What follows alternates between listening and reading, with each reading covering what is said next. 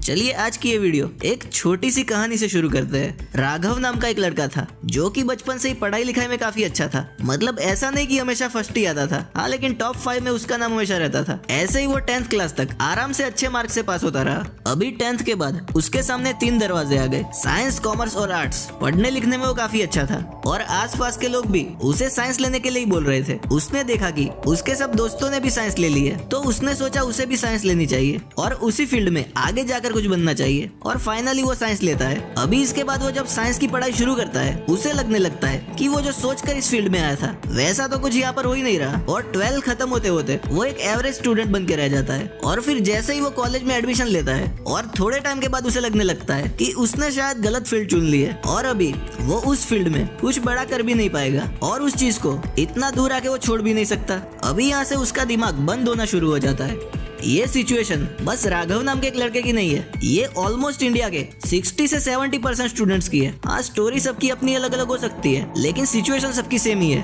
कि अब आगे क्या। मैंने इस चीज पर YouTube पर काफी देखा, लेकिन सब यही बात कर रहे थे कि सही करियर कैसे चुने, लेकिन कोई भी ऐसी वीडियो नहीं मिली जिसमें कोई ये बता रहा हो कि अगर गलत फील्ड चुन ली हो तो उसके बाद क्या। तो चलिए इसी चीज के बारे में बात करते हैं और इसका सॉल्यूशन क्या है ये देखते हैं। पहली बात की हमारे देश में आज की डेट में भी जो एजुकेशन सिस्टम है उसमें 10th क्लास तक सभी बच्चों को एक जैसी पढ़ाई करवाई जाती है और 10th के बाद उसके सामने सिर्फ 3 ऑप्शन रखे जाते हैं। लेकिन मुझे लगता है कि ये जो एज होती है उसमें ज्यादातर बच्चों को पता ही नहीं होता कि वो किस चीज में अच्छे है और उनको करियर में आगे क्या करना चाहिए, क्योंकि ज्यादातर लोगों का दिमाग उस टाइम पे डेवलप हो रहा होता है और ना तो उनकी ठीक तरह से काउंसलिंग हो पाती है। फॉर एग्जाम्पल, अगर आप उस टाइम किसी इंसान से करियर गाइडेंस लोगे और आई एम श्योर कि आपने भी उस टाइम किसी ना किसी से पूछा ही होगा, तो अगर आपने किसी डॉक्टर से सलाह ली होगी तो वो आपको मेडिकल फील्ड के बारे में अच्छी बातें बताएगा। इंजीनियर से पूछोगे तो वो तुम्हें इंजीनियरिंग की तरफ मोटिवेट करेगा और कोई सीए, वकील या गवर्नमेंट ऑफिसर से पूछोगे तो वो उस डायरेक्शन में मोटिवेट करेगा। तो अगर किसी को लगता है कि वो अकेला है जो गलत फील्ड में आकर अब फंस गया है, तो टेंशन मत लो, ये देश के 70% स्टूडेंट्स की समस्या है। मैंने कॉलेज में एक बार अपने क्लासमेट से पूछा था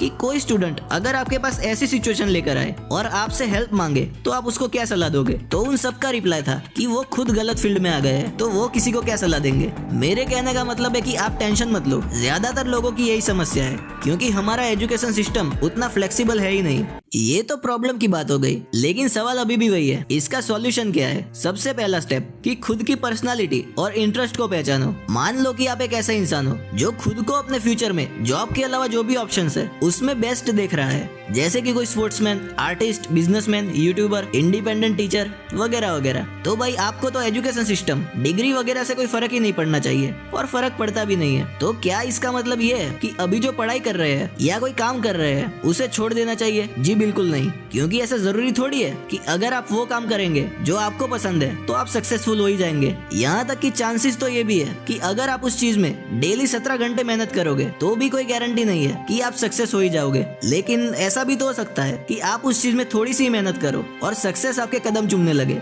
ऐसी सिचुएशन का एक सिंपल सा सॉल्यूशन है कि आप अभी जो काम कर रहे हो उसे एज अ बैकअप के तौर पर करते रहिए और साथ में आपकी पसंद के काम में सही डायरेक्शन में दिमाग लगाइए और काम कीजिए। इन शॉर्ट दोनों चीजों का एक बैलेंस बना के रखिए, क्योंकि ऐसा जरूरी थोड़ी है कि लाइफ में आप जो चाहोगे वही मिलेगा।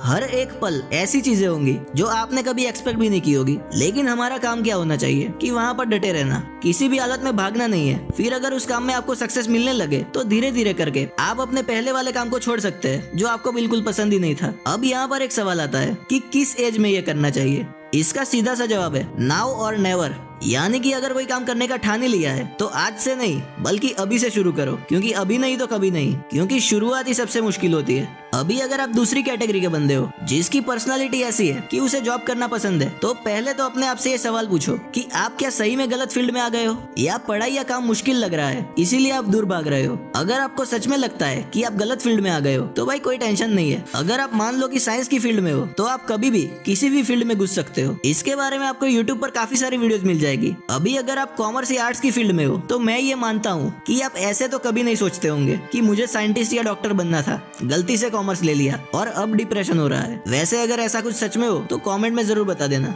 अभी जो दूसरी कैटेगरी के लोग होंगे जिन्हें काम या पढ़ाई मुश्किल लग रही होंगी और इस वजह से बस उनको लग रहा है कि वो गलत फील्ड में आ गए हैं, देखो, अगर आपको ये काम मुश्किल लग रहा है तो इसकी 100% गारंटी है कि आपको दूसरा कोई काम भी मुश्किल ही लगेगा। अभी इस चीज का सॉल्यूशन क्या हो सकता है? देखो, मेरे हिसाब से इस चीज का बस एक ही सॉल्यूशन है। जब भी काम छोड़कर भागने का मन करे तो बस अकेले बैठकर आंख बंद करके अपने आप से बस ये एक सवाल पूछना कि बस इतना ही दम था। Welcome to my party, we're just getting started.